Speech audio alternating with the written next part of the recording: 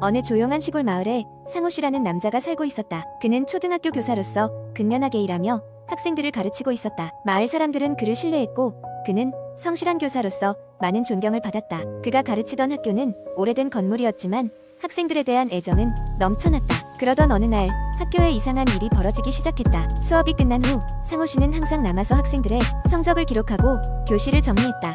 그런데 어느 날 밤이 늦도록 교실에 남아있던 그가 복도를 지나가는데 복도 끝에 있는 창문 옆에 희미한 형체가 보이는 것이었다. 처음에는 청소 아주머니가 일을 하시는 줄 알았으나 가까이 갔을 때 아무도 없는 것을 알고 의아해했다. 그는 대수롭지 않게 넘겼다.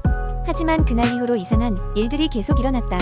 자주 쓰는 칠판의 분필이 사라지거나 학생들이 책상이나 의자를 다른 위치로 옮겨놓은 것처럼 보였고 심지어는 칠판에 낙서가 가득한 날도 있었다. 학생들 사이에서는 귀신이 나온다는 소문이 돌기 시작했고 몇몇 학생들은 과학실험실에서 소름 끼치는 목소리를 들었다고 했다. 상호씨는 이 일을 해결하기 위해 몇몇 교사들과 야간에 학교를 지켜보기로 했다. 그날 밤 달이 뜨고 어둠이 깔리자 상호씨와 동료 교사들은 교실을 돌며 둘러보았다.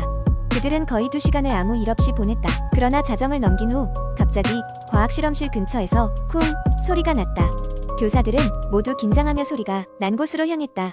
과학실험실 문을 천천히 열자 온몸에 소름이 돋을 만큼 차가운 바람이 그들을 맞이했다. 그리고 실험실 한쪽에 놓인 해골 모형이 흔들리는 것을 보았다. 교사들은 깜짝 놀랐지만 상호 씨는 이를 귀신의 장난으로 단정 지을 수 없다고 판단했다. 그는 학생들이 장난을 친 것이 아닐까 생각하며 마음을 가라앉혔다. 며칠 뒤 상호 씨는 마을 도서관에서 옛날 신문을 검색하던 중 놀라운 사실을 발견했다. 지금 그와 학생들이 다니던 학교의 부지는 예전에 다른 건물들이 있었던 곳으로 50년 전 심한 화재로 인해 큰 피해를 보았던 곳이라는 것이었다. 당시 많은 사람들이 그 사고로 목숨을 잃었다는 기사를 읽은 상호 씨는 오싹한 기분을 감출 수 없었다. 그는 이 사실을 동료 교사들에게 알리고 학생들의 안전을 위해 학교에 CCTV를 설치하는 등의 조치를 취하기로 했다. 하지만 어느 날 밤 상호 씨는 꿈을 꿨다. 꿈속에서 그는 학교의 낡은 복도를 걸어가고 있었고 복도 끝에서는 한 소녀가 서서 그를 바라보고 있었다. 소녀는 눈물이 가득한 눈으로 상호 씨에게 무언가를 말하려 했으나 목소리는 들리지 않았다. 깜짝 놀라 잠에서 깬 그때 상호 씨는 꿈속 소녀의 얼굴이 어떻게 기억 속에서 사라지지 않고 선명하게 남아있는지 의아했다. 다음 날 학교에서 상호 씨는 그 꿈의 의미를 알게 되었다. 그는 우연히 오래된 학교 기록에서 그 소녀의 사진을 발견했기 때문이다. 사진 속 소녀는 화재로 목숨을 잃은 학생 중 한 명이었다. 상호 씨는 소녀의 의미를 이해하고 그녀의 명복을 빌며 학교에 작은 추모식을 마련하였다. 그 이후로 이상한 현상은 멈추었다. 마치 소녀가 원하는 것을 이루어 주었기 때문인 듯 학교는 평온을 되찾았다. 상호 씨는 이 경험을 계기로 학생들에게 더욱 헌신적인 선생님이 되었다. 그리고 시간이 지나도 그는 가끔 학교에 홀로 남게 될 때면 그 소녀가 조용히 미소 짓고 있는 걸 느꼈다고 한다. 두 번째 이야기, 한국 인터넷에서는 종종 일상적인 환경에서 벌어지는 오싹한 경험들을 다룬 공포 이야기가 인기를 끌곤 합니다. 한여름밤, 더운 공기가 가라앉을 줄 모르는 토요일이었다. 대학 졸업 후 첫 직장에 들어간 지 3개월째. 처음으로 혼자 살게 된 지 얼마 되지 않은 승현은 오랜만에 찾아온 주말밤에 소파에 앉아 있었다. 그는 이사를 온 이후로 주변을 탐색할 겨를도 없었고 그저 바쁘게 지내기만 했다. 사방이 산으로 둘러싸인 이 작은 도시는 낮에는 평화로웠지만 밤이 되면 간혹 알 수 없는 스산함이 느껴지곤 했다. 그날 밤 그는 스트리밍 사이트에서 추천해주는 영화를 보기로 했다. 수많은 호러 영화 중에 잊혀진 마을이라는 제목이 눈에 띄었다. 제목이 의미심장해서 선택하게 된 이 영화는 한 도시에서 일어나는 미스터리한 사건들을 다루고 있었다. 영화를 보며 점점 빠져들던 그의 옆에서 갑자기 찬바람이 스쳐갔다. 그는 순간적으로 몸이 움츠러들었지만 창문이 열려 있다고 생각하며 대수롭지 않게 넘겼다. 영화는 절정에 달했고 화면에 나오는 기이한 장면들은 그의 신경을 긁어대기 시작했다. 그때였다. 화면 속 인물이 무언가에 놀라 뒤를 돌아보는 순간 승현도 자신의 거실에서 이상한 소리를 듣게 되었다. 똑똑똑 고개를 돌려 소리가 난 쪽을 바라보았지만 아무것도 보이지 않았다. 딱히 두려워하지 않으려고 애써 침착하게 다시 영화에 집중하려는 순간 이번에는 쿵 하는 소리와 함께 책장이 흔들렸다. 심장이 빠르게 뛰기 시작한 승현은 주변을 살피며 일어섰다. 하지만 모든 것은 제자리에 있었다. 간신히 진정하고 다시 자리에 앉으려는 순간 그의 스마트폰 화면이 어둠 속에서 밝아졌다. 알람도 없었는데 화면이 자동으로 켜졌고 메시지 한 줄이 보였다. 거기 누구 있어? 이해할 수 없는 상황에 불안감이 몰려왔지만 스스로의 불안만 키울 뿐이라고 생각한 그는 휴대폰을 무시하고 영화를 계속 보기로 했다. 영화는 이제 마지막 장면에 가까워지고 있었다. 주인공이 마을의 비밀을 파헤치고 탈출하려는 순간 또다시 똑똑하는 소리가 문 쪽에서 들려왔다. 승현은 조심스럽게 문으로 다가가서 눈을 반쯤 감고 문에 귀를 대었다. 그리고 들은 것은 나와 놀자 라는 아이의 귓속말 같은 소리였다. 식은땀이 등줄기를 타고 흘렀다. 건물에는 그 외에 다른 세입자가 없다고 들었기 때문에 그 순간 그 소리는 그의 마음 깊숙한 곳에서 공포감을 몰고 왔다. 갑작스럽게 불어닥친 상황에 도망치고 싶었지만 다리가 움직이지 않았다.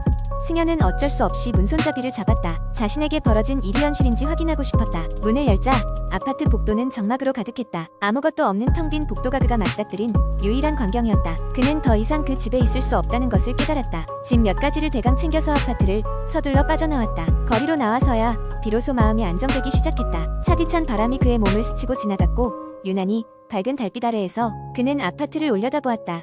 그때 자신의 집 발코니에 한 아이가 서서 그를 내려다보고 있다는 것을 깨달았다. 그날 밤 이후로 승현은 다시는 그 아파트로 돌아가지 않았다. 몇 년이 지난 지금도 그날 밤에 기억은 꿈속에서 그를 괴롭힌다. 승현은 가끔씩 인터넷에서 그 아파트에 대한 공포 썰을 찾아보곤 한다. 아직도 그곳에서 이상한 소리가 들린다거나 정체를 알 수 없는 아이를 보았다는 이야기가 종종 올라온다. 그 장소는 이제 그의 기억 속에란 의문으로 남아있을 뿐이다. 세 번째 이야기. 어느 조용한 시골 마을에 위치한 작은 대학교가 있었다. 그 대학은 캠퍼스가 아름답고 고즈넉한 분위기를 자아내어 학생들과 지역 주민들에게 많은 사랑을 받았다. 그러나 한편으로 그 대학에는 오래전부터 전해 내려오는 무시무시한 전설이 하나 있었다. 바로 구 원정관에 얽힌 이야기였다. 구 원정관은 대학 창립 초기에 지어진 건물로 지금은 사용되지 않고 폐허처럼 남아있었다.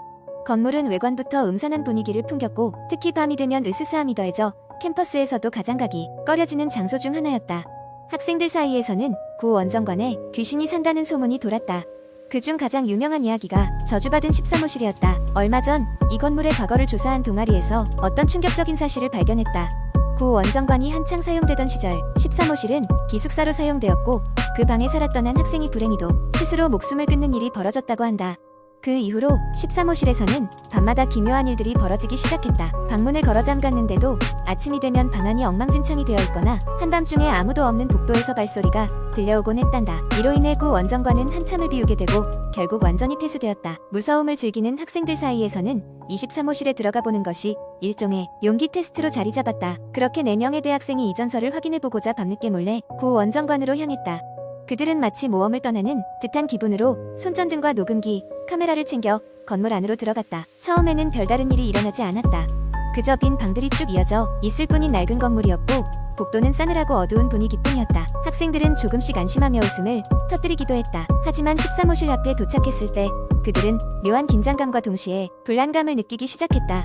방 안으로 들어서자 복도에서는 느끼지 못했던 서늘한 기운이 온몸을 감쌌고 갑자기 방 안의 온도가 급격히 떨어지는 것을 느꼈다.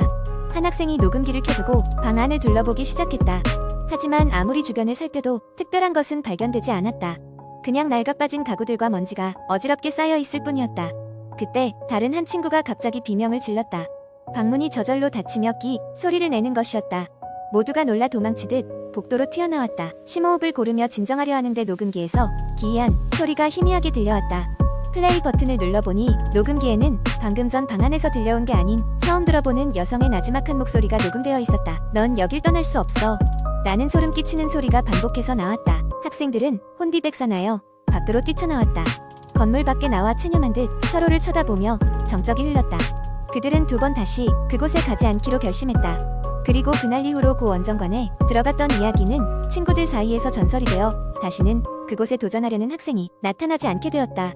몇 년이 지난 후 그 대학은 구조상 위험하다는 이유로 구 원정관을 철거하기로 결정했다. 노동자들이 철거 작업을 진행하던 중기괴한 일이 몇 번 발생했다는 소문은 비밀리에 무성히 피어났다. 언젠가부터 그 대학을 졸업한 학생들 사이에서 그 이야기는 하나의 전설로 자리 잡았고 아직도 그걸 체험해본 몇 안 되는 사람들만이 그 진실을 알고 있었다.